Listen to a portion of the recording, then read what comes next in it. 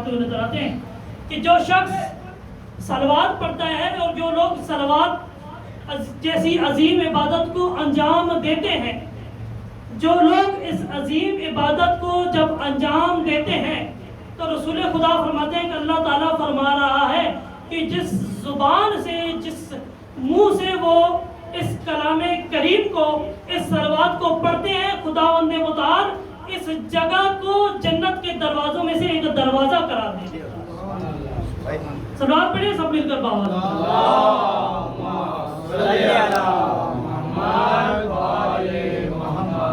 میں نے آپ کے سامنے سورہ آل عمران کی آیت نمبر 31 پڑھنے کا شرف حاصل کیا،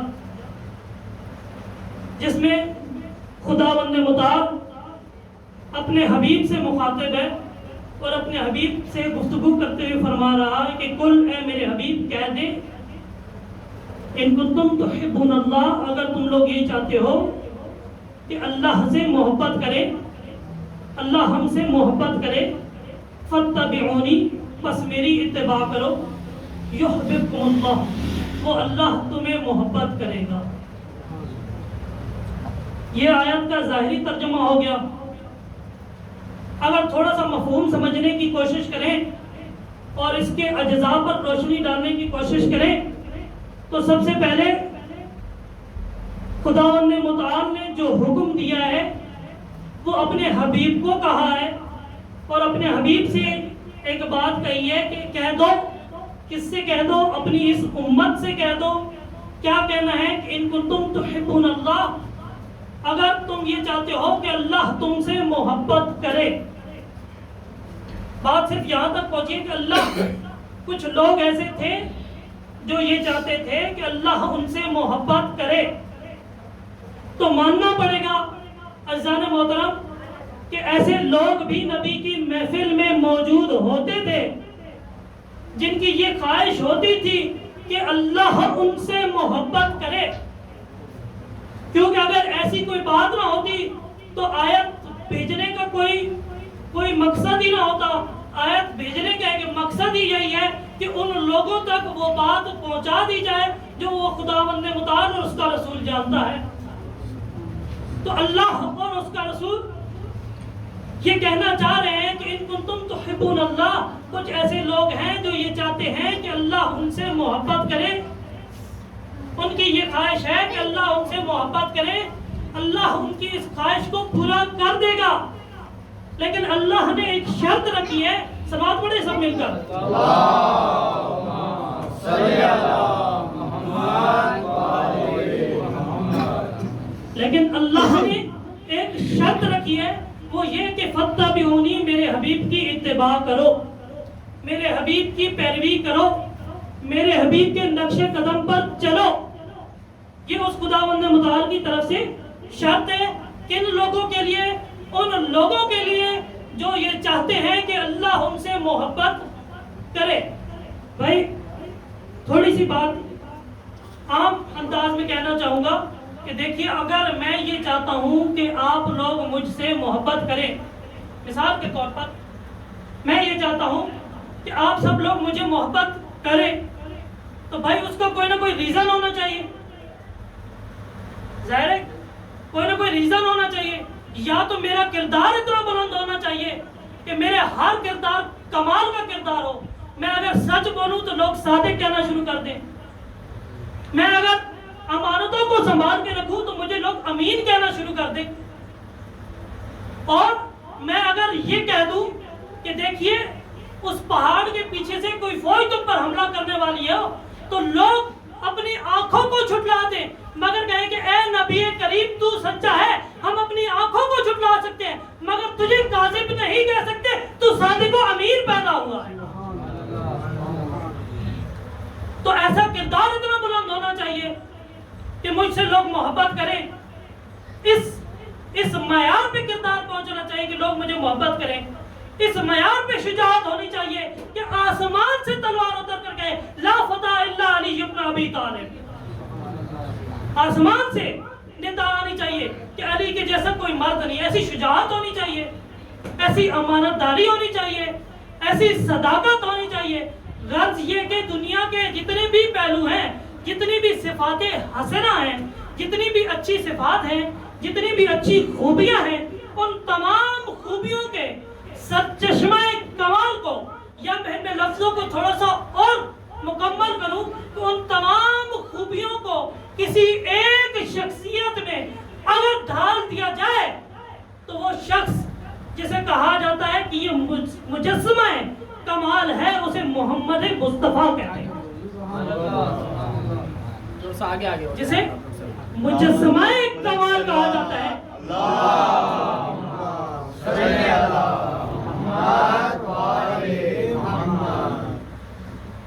بات سمجھ میں آ رہی ہے؟ گفتگو آپ تک پہنچ رہی ہے؟ انسان کی بات کرنے کا بھی ایک مقصد ہوتا ہے کہ جو میں بات کر رہا ہوں وہ سامنے والے کے ذہن تک پہنچ رہی ہو۔ اگر وہ بات آپ کے ذہن تک پہنچ ہی نہیں پا رہی تو میرا یہاں پہ بیٹھنے کا کوئی مقصد نہیں اور آپ کے یہاں آنے پر کوئی مقصد نہیں۔ ظاہر ہے کہ حسین کی مجلس درس انسانیت ہے، اور جب یہاں سے کچھ نہیں مل رہا تو اس کا مطلب یہ ہے کہ یہ جس جگہ پر آپ بیٹھے ہیں یہ جگہ غلط ہے۔ کسی ایسی جگہ پہ جائیے جہاں حسینیت بھی بنتی ہو اور حسین کا درس انسانیت بھی آپ کو مل رہا ہے۔ کسی ایسی جگہ پہ پھر جانا چاہیے، لیکن اگر کسی ایسی جگہ پر آپ جا کر بیٹھ رہے ہیں کہ جہاں سے نہ تو آپ کے کردار کی بلندی واضح ہو رہی ہے، کسی ایسی جگہ پر آپ جا کر بیٹھ رہے ہیں جہاں سے آپ کے اندر کوئی تبدیلی نہیں آ رہی۔ دیکھیے پرانے زمانے میں جب لوگ حج کو جایا کرتے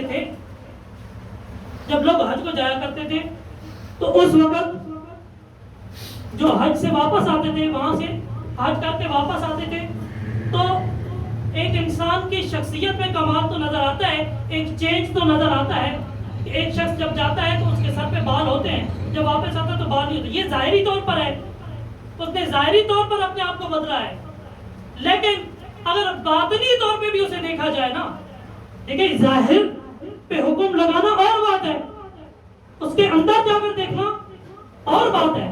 ایک شخص جو بے نمازی تھا لیکن حج کر کے جب واپس آیا تو وہ نمازی ہو گیا۔ ایک شخص جو جھوٹ بولتا تھا لیکن جب حج سے واپس آیا تو وہ صادق و امین کہلانے لگ گیا۔ تو یہ چینج آنا چاہیے، اور جیسا کہ آپ سب سنتے آ رہے ہیں اور ہر شخص سے سنتے ہیں کہ جب تک انسان کی قبولیت کا معیار اس وقت معلوم ہوتا ہے کہ جب وہ حج سے واپس آیا اور اس کے کردار میں واضح بدلاؤ نظر آئے۔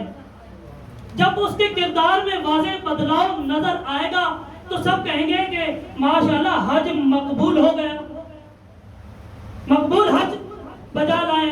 لیکن اگر ایک شخص ایسا ہے کہ جو حج بھی بجا لے کر آیا ہے لیکن واپس آ کر پھر ویسا ہی ہے، جیسا بے نمازی پہلے تھا اب بھی ویسا ہی ہے، جیسے بددیانت پہلے تھا اب بھی ہے، ایسے ہی ہے نا، بالکل ایسے ہی ہے۔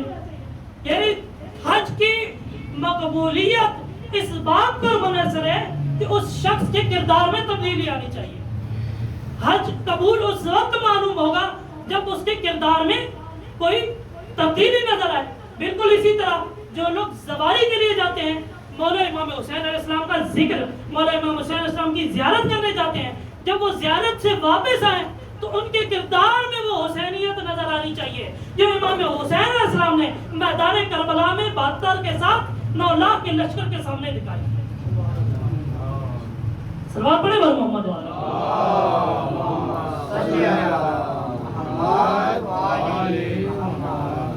تو بالکل اسی طرح ہے کہ جب زوار واپس آتے ہیں تو زواروں کے اندر بھی ہم ایک ہی چیز تلاش کر رہے ہوتے ہیں کہ آیا ان کے کردار میں کتنی تبدیلی آئی۔ اگر کردار تبدیل ہے تو سمجھو اس کی زیارت نے اسے فائدہ پہنچایا ہے، اگر کردار میں تبدیلی نہیں ہے تو یہی سمجھ لو کہ اس شخص کی جو زیارت ہے وہ مقبول نہیں ہوئی۔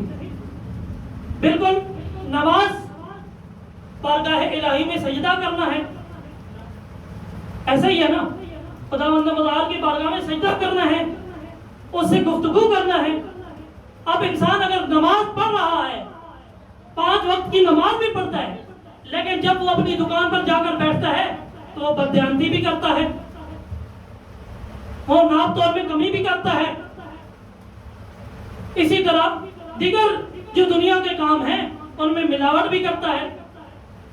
तो अब बताइए कि कुरान क्या कह रहा है। अब हम कुरान की तरफ चलें तो कुरान कह रहा है इन्ना सलाता तन्हा अनिल फहशाए वल मुनकर, नमाज बेहयाई और बुराई से रोकती है।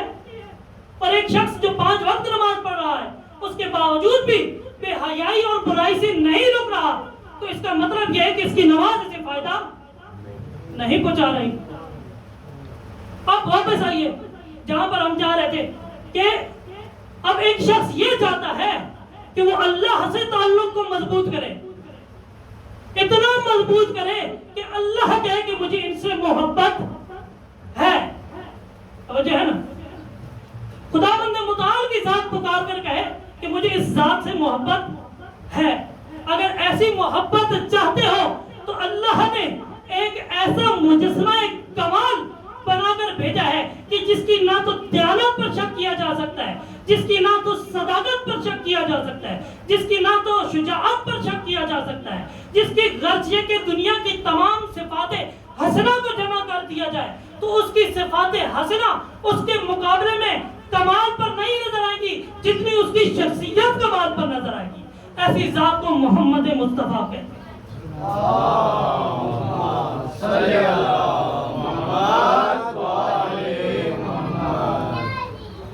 अज़ान मोहतरम, अल्लाह ने क्या फरमाया कि फत्तबिऊनी, मेरे हबीब की पैरवी करो, उसकी इत्तिबा करो। मेरे हबीब की इत्तिबा करोगे अल्लाह तुमसे मोहब्बत करेगा। अगर मेरे हबीब की इत्तिबा नहीं करते तो वाज़ेह कि अल्लाह तुमसे मोहब्बत नहीं करेगा। और अल्लाह की मोहब्बत कोई आम मोहब्बत तो नहीं है ना, कोई मेरी आपके जैसी मोहब्बत नहीं है कि जो आज मोहब्बत है तो कल नहीं है।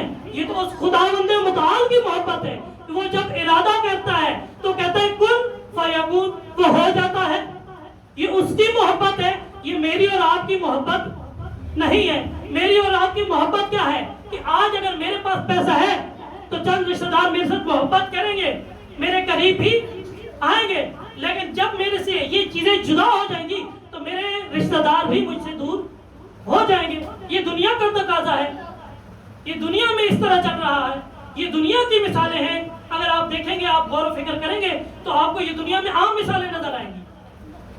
तो ये खुदावंद मुताल की मोहब्बत कैसी है? खुदावंद मुताल की मोहब्बत ऐसी है कि अगर नमाज पढ़ते हुए किसी के पिंडले में तीर लग जाए और नमाज पढ़ते हुए कोई कहे कि इस शख्स के तीर पहले निकालो, तो वो कहते हैं मोहम्मद मुस्तफा कि इस शख्स की पांव से तीर उस वक्त निकालना जब ये बारगाह रब्बुल इज्जत में खड़ा हो। जब ये बारगाह रब्बुल इज्जत में खड़ा होता है तो इसकी मोहब्बत उससे इतनी ज्यादा है कि इस दर्द का उसे एहसास नहीं होता। अरे हैदरी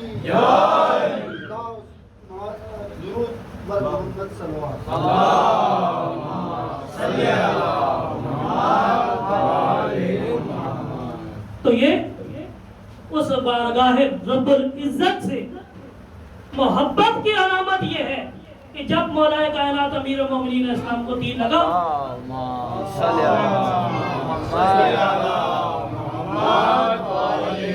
तो जब सहाबा जमा हो गए और कहा कि या मौला, जनाबे मौलाए कायनात को जर्ब लगी है, तीर लगा हुआ है, वो तीर निकालें। तीर निकालने की कोशिश की गई लेकिन मौलाए कायनात अलैहिस्सलाम को दर्द महसूस हुआ, और जब दर्द महसूस हुआ तो उस वक्त उस जात ने कहा कि ये जानता था कि अली की खुदा के साथ मोहब्बत क्या है।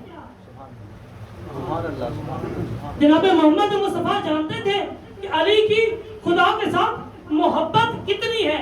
अब जब ये मोहब्बत का इल्म था, इतना इल्म था कि मोहब्बत अली अलैहिस्सलाम खुदा के साथ कितनी है, तो कहा कि जब अली बारगाह रब्बुल इज्जत में खड़े हो तो उस वक्त तीर निकाल लेना अली को महसूस नहीं होगा।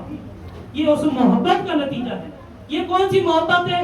वो मोहब्बत है कि जो उस खुदावंद मुताल से مولا कायनात अमीर उल-मोमिनीन अलैहिस्सलाम को दिया। अल्लाहुम्मा सल्ली अला मुहम्मद व आले मुहम्मद। तो कहा फत्तबिऊनी, अगर तुम ये चाहते हो कि अल्लाह तुमसे मोहब्बत करे, फत्तबिऊनी, मेरे हबीब की इत्तबा करो।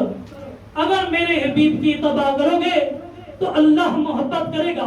और अल्लाह की मोहब्बत का नतीजा ये होता है कि जब मौला कायनात को 21 रमजान को महराब मस्जिद में, मस्जिद कूफा में शहीद किया जाता है, तो मौला कायनात की आवाज बुलंद होती है, फुज़्तु बिरब्बिल काबा, खुदा की कसम आज अली कामयाब हो गए। ये उस खुदावंद मुताल से मोहब्बत की अलामत का यकीन था मौला कायनात अमीरुल मोमिनीन को, और मालूम था कि मेरी मोहब्बत इतनी बुलंद है कि आज मैं ये कह सकता हूँ कि आज अली कामयाब हो गया। वाह, नारा हैदरी। ये मोहब्बत इतनी बुलंद थी कि यकीन था, यकीन की इस बुलंदी पर थे कि यकीन था कि आज मैं कामयाब हो गया हूं। अगर यही मिसालें अगर आप आगे देखते हुए चलें तो इमाम हुसैन अलैहिस्सलाम की मोहब्बत भी इतनी बुलंद थी, इतना बुलंद इश्क था, मालूम था कि मेरे 72 के 72 मुझसे जुदा हो जाएंगे, मेरी बहनें बेपर्दा हो जाएगी, लेकिन एक चीज का इल्म था कि फुज़्तु बिरब्बिल काबा, जो 21 रमजान को मेरे बाबा ने कहा है, आज इसी वजह से कहा गया है कि ए हुसैन जल्दी से आ जाइए, क्योंकि खुदावंद मुताल आपका इंतजार कर रहा है। ये इत्मीनाने कल्ब था, ये यकीन की इस बुलंदी पर मौजूद थे जहां उनको यकीन था कि अगर मैं अपने खानवादे के साथ मारा भी जाऊं तो भी मैं कामयाब हूं। मुझे 9 लाख से लड़ने के लिए 9 लाख की जरूरत नहीं है, 9 लाख से लड़ने के लिए 9 लाख की जरूरत नहीं है। मुझे ऐसे लोग चाहिए कि जो किरदार में इतने बुलंद हो कि सदाकत उनका इम्तिहान ले रही हो, शुजाअत उनका इम्तिहान ले रही हो, दयानत उनका इम्तिहान ले रही हो, कि उनके किरदार की इतनी बुलंदी हो कि जनाब ज़ुहैर इब्न कैन इतने बड़े हाफिज थे कि अगर सजदे में सर रखते थे तो सजदे से सर जब उठाते थे कुरान मुकम्मल खत्म किया करते थे। मुस्लिम बिन औसजा ऐसे फकीह थे जिनको हबीब इब्न मज़ाहिर जैसा शख्स कहता है कि वो फकीह है। और हबीब इब्न मज़ाहिर इतने बड़े फकीह थे कि मौला कायनात मौला इमाम हुसैन अलैहिस्सलाम ने ये लिखा कि ये खत जो मैं लिख रहा हूँ रजुल फकीह के नाम लिख रहा हूँ। जैसे हुसैन अलैहिस्सलाम की जात रजुल फकीह कहे, मर्द फकीह कहे, उसकी किरदार की बुलंदी क्या होगी, उसकी शुजाअत की बुलंदी क्या होगी, उसकी इज्जत और अजमत कितनी बुलंद होगी। सलवात पढ़े बर मोहम्मद अल्लाहुम्मा सल्ली अला मुहम्मद व आले मुहम्मद। फत्तबिऊनी, अल्लाह फरमा रहा है कि मेरे हबीब की इत्तबा करो, कामयाब हो जाओगे। मेरे हबीब की इत्तबा करो, कामयाब हो जाओगे। अज़ान मोहतरम, जहां पर गुफ्तगू इस मरहले पर आकर पहुंच गई, अब कामयाबी किस रास्ते पर है, किस मोहब्बत में है, किस इश्क में है, किस किरदार में है, किस शख्सियत में है, तो आज भी तारीख की किताबें उठा लें, सीरत की किताबें उठा लें, आपको मालूम पड़ जाएगा। आप ये देख लेंगे कि एक दफा नहीं कई मर्तबा रसूल खुदा की जात के पास खाना आया करता था और आप इंतजार किया करते थे और दुआ किया करते थे कि ऐ अल्लाह उसे भेज जिसे तू मोहब्बत करता है, वो तुझसे मोहब्बत करता है, वो तुझसे मोहब्बत करता है। एक मर्तबा जनाब रसूल खुदा की बारगाह में एक बहुत ही कीमती اور بہت ہی بازوق خانہ جنت سے آیا. اب آپ انتظار میں تھے, آپ نے دعا فرمائی کہ اللہ اسے بھیج جسے تو محبت کرتا ہے اور وہ تجھ سے محبت کرتا ہے, جسے اللہ اور اس کا رسول محبت کرتے ہیں اور وہ اللہ اور اس کے رسول سے محبت کرتا ہے. عزیزان محترم, دروازے پہ ایک دربان کھڑا تھا جو مولا جناب رسالت مآب کی بارگاہ میں کھڑا ہوتا تھا. اس نے سوچا کہ آج رسول خدا نے جو دعا مانگی ہے, اگر اس دعا میں میرے خاندان کا کوئی فرد شریک ہو جائے تو میرے خاندان کی عزت و عظمت بلند ہو جائے. اب یہاں میرے مولا امیر المومنین اسلام اپنے گھر میں تشریف فرما تھے. اتنے میں جناب زہرا سے فرمایا کہ اے بنت نبی, میرا دل چاہ رہا ہے میں ابن عم سے جا کے ملاقات کر کے آؤں. کہا اچھا جائیے. مولا کائنات خرامہ خرامہ چلتے جناب رسول کائنات کی بارگاہ میں پہنچے. اب سامنے وہ شخص کھڑا تھا جو یہ چاہ رہا تھا کہ اس کے خاندان کا کوئی فرد شریک ہو. مولا نے دب الباب کیا. اس نے پوچھا کون؟ باہر سے جواب آیا کہ میں علی. کس لیے آئے ہیں؟ میں اپنے ابن عم سے ملاقات کرنے کے لیے آیا ہوں, ان سے ملنا چاہتا ہوں. سامعین محترم, اس شخص نے کیا کہا؟ اس نے کہا کہ جناب رسول خدا مصروف ہیں, آپ تھوڑی دیر بعد تشریف لائیے گا. اب اس کی دعا کیا کہ اللہ میرے خاندان کا کوئی فرد شریک ہو جائے. رسول خدا کی دعا کیا کہ اللہ جسے تو محبت کرتا ہے, جسے میں محبت کرتا ہوں اس کو بھیج, اور وہ تجھ سے بھی محبت کرتا ہوں, تیرے رسول سے بھی محبت کرتا ہے, اسے بھیج. پھر مولا واپس چلے گئے. تھوڑی دیر بعد پھر دل میں خواہش جاگی کہ جناب رسالت مآب کے چہرے کی زیارت کی جائے. فوراً پھر چلے. سامعین محترم, قریباً 3 مرتبہ مولا کائنات امیر المومنین اسلام دروازے پہ تشریف لائے. اس نے 3 مرتبہ واپس کیا. اب چوتھی دفعہ جب مولا کائنات امیر المومنین اسلام اس دروازے پہ تشریف لائے, جناب رسول خدا کو وحی ہوئی کہ اس شخص کو ہٹائیے, یہ آپ کے اور علی کے درمیان حائل ہے. فوراً وحی ہوئی. اب جب فوراً وحی ہوئی تو معلوم ہو گیا کہ وہ اللہ اور اس کا رسول جسے چاہتا ہے وہ ذات کوئی اور ذات نہیں تھی, وہ امیر المومنین مولا متقیان علی ابن ابی طالب کی ذات ہے.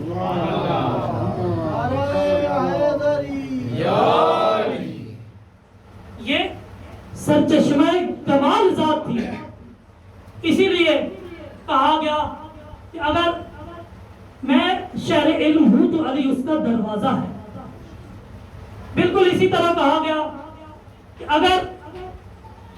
اگر آپ لے کے جانا چاہتے ہیں میدان مباہلہ میں تو اس کو لے کے جائیے جو آپ کا نفس ہو, جو آپ کا نفس ہو. تو معلوم یہ ہوا کہ جو ذات و صفات جناب رسالت مآب کے حصے میں تھی وہی صفات مولا کائنات امیر المومنین کو خداوند متعال کے حکم سے ادا کر دی گئی تھی. اس لیے کہا گیا کہ نفس رسول ہے. اور یہ نفس رسول اتنی بلند تھی کہ جس بلندی پر جناب رسول خدا نے فرمایا کہ علی مع الحق والحق مع علی. حق علی کے ساتھ ہے اور علی حق کے ساتھ ہے. اے ابو ذر, اگر پوری کائنات ایک الگ راستے پر چل رہی ہو اور تم یہ دیکھو کہ علی اکیلا ایک راستے پر چل رہا ہے, تو اے ابو ذر علی کو تنہا نہیں چھوڑنا, کیونکہ حق علی کے ساتھ ہے اور علی حق کے ساتھ ہے. سباب پڑھے گا محمد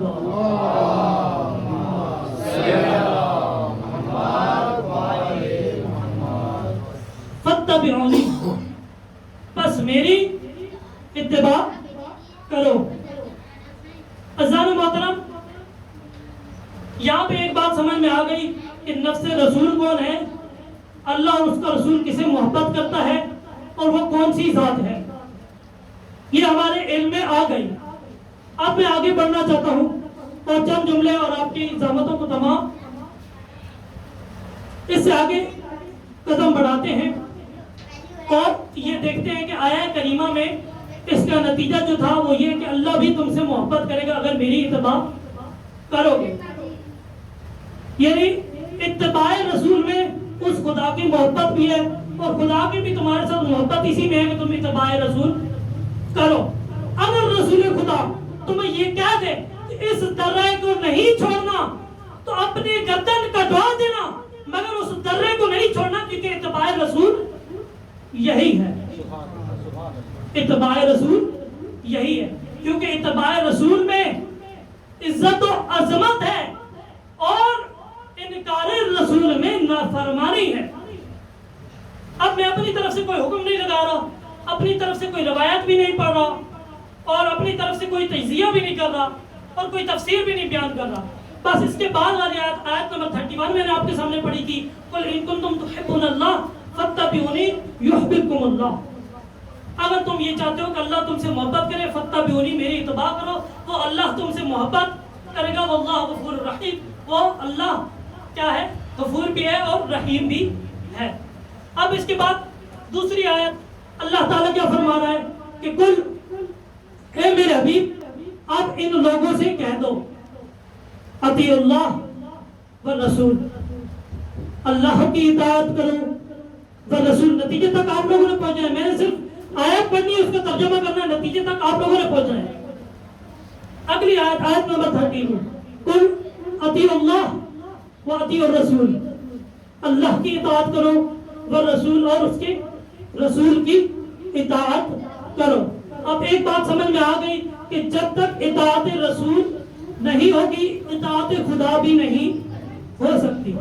اطاعت رسول ہوگی تو اطاعت خدا ہوگی, اگر اطاعت رسول نہیں تو اطاعت خدا بھی نہیں. اب میں سوال کرنا چاہتا ہوں ان لوگوں سے جو کہتے ہیں کہ حسبنا کتاب اللہ, ہمارے لیے فقط کتاب خدا کافی ہے. اب جو لوگ یہ کہتے ہیں کہ ہمارے لیے فقط کتاب خدا کافی ہے تو ان کو میں یہ واضح پیغام دینا چاہتا ہوں کہ کتاب خدا پر فقط عمل نہ کرنا جب تک محمد رسول کی اتباع نہ کر لو. جب محمد رسول کی اتباع کرو گے تو یہ کتاب فائدہ دے گی, اگر اطاعت رسول نہیں تو کتاب بھی فائدہ. سبحان اللہ سبحان اللہ, نعرہ حیدری,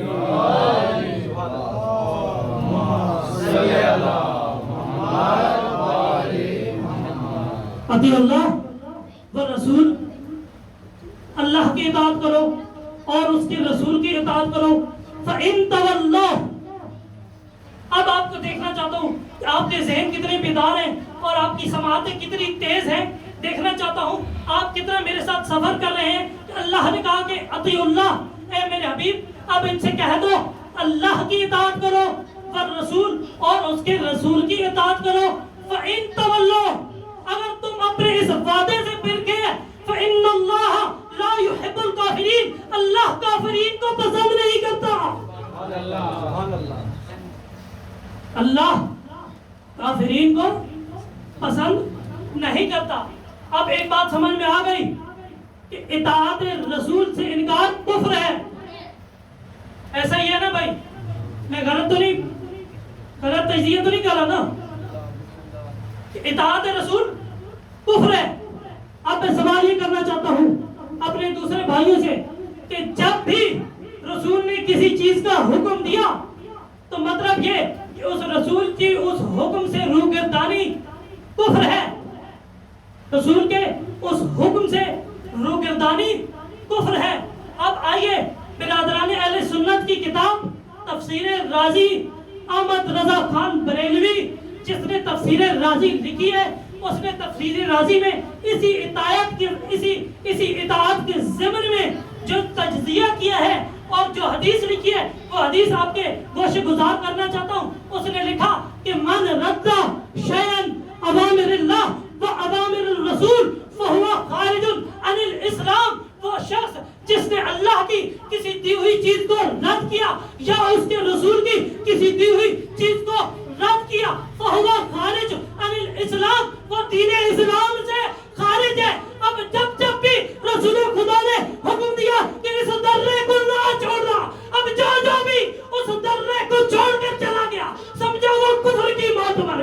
واہ سبحان اللہ سبحان اللہ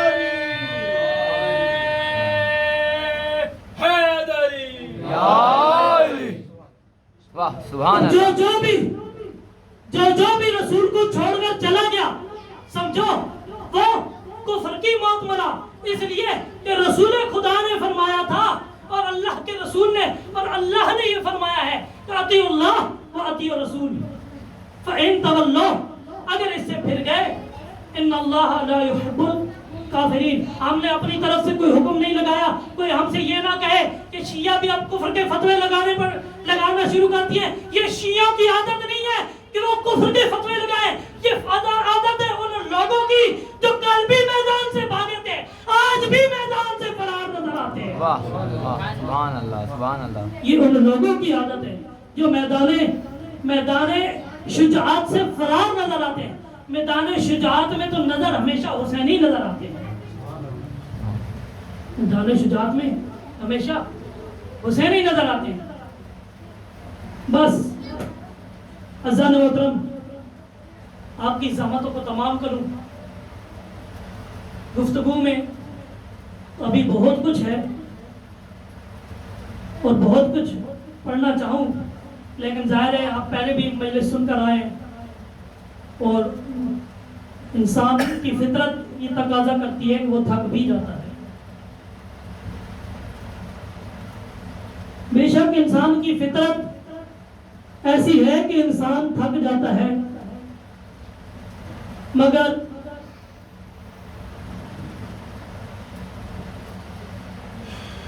کچھ ہستیاں ایسی گزری ہیں کہ جنہوں نے سجدے اتنے کرے کہ سید الساجدین ہو گئے، عبادت اتنی کی کہ زین العابدین کہلائے۔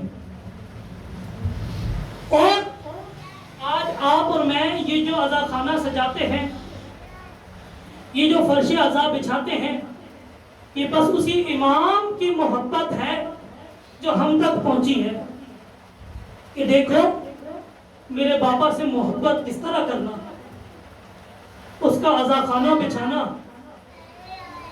ہماری حدیثوں کو بیان کرنے والے کسی فقیہ کو بلانا اور اس سے کہنا کہ دیکھو میرے بابا کا ذکر کرے، اور خصوصاً اس وقت کا ذکر کرے جب میرے بابا صدا دے رہے تھے حل من ناصر ینصرنا، ہے کوئی میری مدد کرنے والا، ہے کوئی مجھ غریب پر رونے والا۔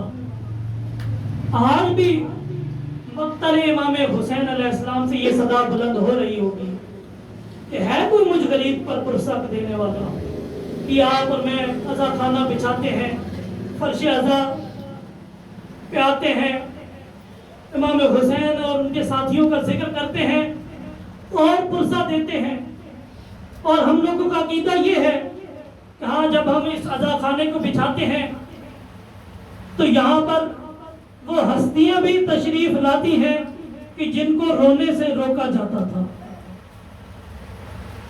وہ ہستیاں ان مجالس میں آیا کرتی ہیں اور بے شک ضرور ہمارے درمیان موجود ہوتی ہیں۔ اس لیے میرے مولا فرماتے ہیں کہ جب تم رویا کرو نا تو بلند آواز سے رویا کرو۔ دیکھو تمہارے رونے سے حسین کو کوئی فائدہ پہنچے نہ پہنچے، یزیدیت کا نقاب تو ہٹ جائے گا نا، یزیدیت کا نقاب تو ہٹ جائے گا نا۔ تمہارے رونے سے اس حسین کو کوئی فائدہ نہیں پہنچے گا، لیکن حسین کی ایک بڑھیا ماں ہے جو ہر مجلس میں پہنچتی ہے، جو لوگ رویا کرتے ہیں نا ان سب کی آنکھوں سے وہ آنسو چرا کر لاتی ہیں، وہ آنسو لے کر آتی ہے اور تمہارے لیے شفاعت کا باعث بنے گی۔ آزاداران امام مظلوم، بے شک آج تک آپ سب پرسہ دیتے ہوئے آ رہے ہیں نا، امام حسین علیہ السلام کا پرسہ جناب سیدہ کی بارگاہ میں آپ دیتے آ رہے ہیں، لیکن آج جس ہستی کا آپ پرسہ دینے آئے ہیں نا وہ حسین کی بیٹی ہے۔ آج مولا امام حسین علیہ السلام کو پکاریے اور کہیے کہ مولا آج آپ کو 4 سالہ یتیمہ کا پرسہ، مولا جب مسلم بھی نہ وکیل کی بیٹیاں یتیم ہو گئی تھی نا، مولا آپ نے اپنی بہن رقیہ کو بلایا تھا اور ان کی دونوں بیٹیوں کو بھی بلایا تھا. سکینہ دیکھ رہی تھی. مولا آپ نے اس یتیمہ کے سر پہ ہاتھ رکھا تھا. یتیمہ سمجھ گئی تھی کہ میں یتیم ہو گئی ہوں. آپ نے دو بالیاں دونوں یتیموں کے کانوں میں ڈالی تھی. وہ یتیمہ سمجھ گئی تھی اور سکینہ بھی سمجھ گئی تھی کہ میرے چچا کی بیٹیاں یتیم ہو گئی ہیں. اللہ دارو، جب میدان کربلا میں قوم اشقیاء نے سکینہ کو یتیم کیا تو اب سکینہ بھی چاہ رہی تھی کہ اب لوگ آئیں گے، میرے سر پر ہاتھ رکھیں گے، مجھ پر شفقت کریں گے اور کہیں گے بیٹی یتیم ہو گئی ہے، کانوں میں بالیاں ڈالیں گے. مگر ایسا نہ ہوا. کچھ لوگ آئے، انہوں نے یتیمہ کے سر پر ہاتھ رکھا تھا، مگر ہاتھ کچھ اس طرح سے رکھا تھا کہ وہ شفقت والا ہاتھ، وہ ہاتھ شفقت والا نہیں تھا. دارو، وہ شفقت والا ہاتھ نہیں تھا، وہ ظلم والا ہاتھ تھا. اللہ دارو، انہوں نے کانوں میں گوشوارے نہیں ڈالے تھے، بلکہ کانوں میں گوشوارے اس بے دردی سے چھینے تھے کہ سکینہ کے کانوں سے خون جاری ہو گیا. اللہ داران امام مظلوم کربلا حسین کی یہ مظلوم بیٹی بہت زیادہ مصائب اٹھا کر آئی ہے، بہت زیادہ مصائب. اللہ دارو، جیسے ہی شام غریبہ گزری تو ہمیں اشقیاء کی طرف سے پانی آیا، چند بیبیوں کو پانی پہنچایا گیا. بیبیوں نے سب سے پہلے کہا کہ یتیموں کو پہنچاؤ، بچوں کو پلاؤ. دارو، جب بچوں کے پاس پانی لایا گیا تو سب نے کہا کہ پہلے حسین کی یتیم بیٹی سکینہ کو پلایا جائے. عزادارو، پانی جناب سکینہ کے سامنے لایا گیا. بی بی نے فوراً سوال کیا کہ باقی سب مجھ سے بڑی ہیں، ان کو پانی کیوں نہیں دیا جا رہا؟ تو جناب زینب سلام اللہ علیہ نے ایک جواب دیا کہ دیکھو سکینہ، تم سب سے چھوٹی ہو، شفقت یہی بنتی ہے کہ سب سے پہلے پانی تمہیں دیا جائے. اللہ دارو، سب سے پہلے پانی سکینہ کو دیا گیا. اب میری بیوی نے ہاتھوں میں پانی کو لیا نہیں. اللہ دارو، ہاتھوں میں پانی لیا اور مقتل کی جانب چلنا شروع کر دیا. اللہ دارو، جیسی مقتل کی جانب چلنا شروع کیا، سب بیبیوں نے آواز دی، سکینہ کس طرف چل پڑی ہو؟ سکینہ پانی پینا ہے. کہا نہیں، میرا ایک چھوٹا بھائی ہے علی اصغر، ابھی بھی پیاسا ہے، میدان کربلا میں اپنے بابا کے پاس سو رہا ہے، میں سب سے پہلے پانی علی اصغر کو پلاؤں. تو اللہ تعالیٰ آخری روایت آپ کی زحمتوں کو تمام 11 محرم کو یہ قیدی گھرانہ کوفہ سے، میدان کربلا سے کوفہ سے شام جا رہا تھا کہ ایک مقام ایسا آیا. ویسے تو ہر ایک ایسا مقام گزرا کہ جو مصیبت کا پہاڑ تھا، اتنی مصیبت تھی کہ بیان سے باہر ہے. لیکن ایک مقام ایسا آیا کہ جناب سکینہ کو جس اونٹ پر بٹھایا گیا تھا اس اونٹ سے گر گئی. عزادارو، جناب ام البنین نے بشیر بن جزرم سے سوال کیا تھا کہ اے بشیر، بتا میرا عباس کیسے اس دنیا سے گیا، کیسے اس دنیا سے گزرا؟ تو بشیر بن جزرم نے بتایا کہ بی بی، تیرے عباس کے دونوں بازو کٹ چکے تھے. ایک شکی نے تیرے عباس کو پیچھے سے گرز مارا کہ عباس زین پر سنبھل نہ سکے، زین سے زمین پر آ گئے. میری بی بی نے اپنے سر سے چادر اتاری، فوراً چادر زمین پر بچھا دی اور فوراً بشیر سے سوال کیا، بشیر تم بتا رہے تھے عباس کے بازو نہیں تھے، اور یہ بتا کہ جب کوئی زین سے زمین پر گرتا ہے تو وہ سب سے پہلے کون سی چیز زمین پر دیکھتا ہے؟ بشیر نے فوراً جواب دیا کہ سب سے پہلے بازو ٹیکتا ہے، سب سے پہلے اپنے ہاتھوں کو زمین پر رکھتا ہے۔ بشیر نے جیسے یہ جواب دیا، میری بی بی نے اپنے سر میں خاک ڈالی اور کہا بشیر بتاؤ میرا عباس کیسے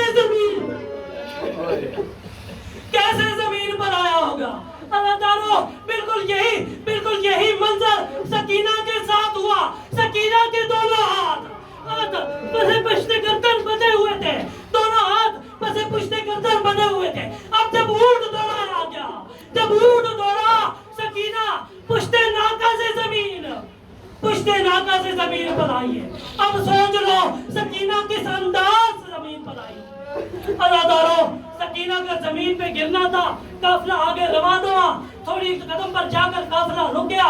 قافلہ جیسے ہی رکا، جناب زینب نے فوراً اپنی یتیمہ بیٹی کی پرسداری کی، فوراً پوچھا کہ سکینہ کہاں ہے۔ اب جب آ کر دیکھا تو سکینہ پشتے ناکہ پر موجود نہ تھی۔ فوراً قافلے کو روک دیا گیا، شمر کو پیغام بھیجا گیا کہ شمر ہماری بیٹی پیچھے کسی رستے پر گر گئی ہے، یہ قافلہ جب آگے بڑھے گا جب سکینہ اس قافلے کے ساتھ آ کر ملے گی۔ اللہ تعالیٰ آپ کی زحمتوں کو تمام آپ تھک چکے ہیں، میں جانتا ہوں۔ چند مصائب اس بی بی کے، پھر پورا سال کوئی اس بی بی کو پتہ نہیں پرسہ دے نہ دے، آپ رہے نہ رہے، میں رہوں نہ رہوں، یہ ایسی رات ہے کہ جس میں پرسہ دیا جاتا ہے عزاداروں۔ یہ ایام وہ ایام ہے کہ جس میں بی بی کی مصائب پڑے جاتے ہیں۔ عزاداروں، اس نے ایک ایسے ظالم کو چنا کہ جس کا ظلم مشہور تھا۔ یہ ایسا ظالم تھا کہ جو 1000 فوجیوں کے برابر ظلم کرنے میں مقابلہ رکھتا تھا۔ عزاداروں، جیسے ہی اس شخص کو چنا گیا اور کہا گیا کہ جا کر سکینہ کو لے آیا جائے، عزاداروں یہ شخص چلا جناب سکینہ کو لینے۔ چند قدم کے فاصلے پہ اس کو بچی نظر آ گئی۔ حوصلے سے سنتے ہیں عزاداروں، چند قدم کے فاصلے پر اس کو بچی نظر آ گئی۔ یہ فوراً قریب ہوا، قریب جا کر اس نے کہا پشتے ناکہ پر کیوں نہیں مضبوطی سے بیٹھی۔ عزاداروں، یہ کہہ کر اس نے اجر رسالت سکینہ کے چہرے پر ادا کرنا شروع کیا۔ جیسے ہی اس نے اجر رسالت ادا کرنا شروع کیا، حبیب ابن مسلم کہتا ہے کہ میں وہاں پر موجود تھا۔ بی بی نے جیسے ہی دیکھا کہ مجھے کوئی دوسرا شخص نظر آ گیا، فوراً اس شخص کی پشت پر جا کر بیٹھ گئی، اس شخص کے پیچھے جا کے کھڑی ہو گئی اور کہا اے شخص، میں تیری ضمانت دیتی ہوں، قیامت والے دن میں دادی سے کہوں گی اس شخص کی شفاعت کرنا، مجھے اس شخص کے ظلم سے نجات دینا۔ اللہ تعالیٰ بی بی کو غازی کے لایا گیا۔ بی بی کو جب لایا گیا تو اب شمع سے کہا گیا یہ کہا گیا کہ سکینہ چھوٹی بچی ہے، اکیلے بیٹھ نہیں سکتی، اس کو یا تو سجاد کے ساتھ بٹھایا جائے یا مجھے زینب کے ساتھ بٹھایا جائے، میں اس کی دسترس کروں گی، میں دیکھ بھال کروں گی، یہ چھوٹی بچی ہے اکیلی ناکہ پر بیٹھ نہیں سکتی۔ عزاداروں، یہ کہتا ہے کہ اب یہ میرا وعدہ ہے، سکینہ پشت ناکہ سے اس زمین پر نہیں آئے گی، یہ میرا وعدہ ہے۔ عزاداروں، اب اس ظالم نے کیا انتظام کیا، اس نے سکینہ کو پشت ناکہ سے رسی کے ساتھ کچھ اس طرح سے باندھا کہ اب جب اونٹ دوڑتا تھا سکینہ کا جسم نازک تھا، سکینہ کا جسم نازک تھا، اب جب اونٹ دوڑتا تھا سکینہ کی پشت پشت ناکہ سے رگڑ کھاتی تھی، سکینہ کا جسم لہو لہان ہو گیا۔ الا لعنت اللہ علی القوم الظالمین وسيعلم الذين ظلموا أي منقلب ينقلبون۔ ماتم حسین۔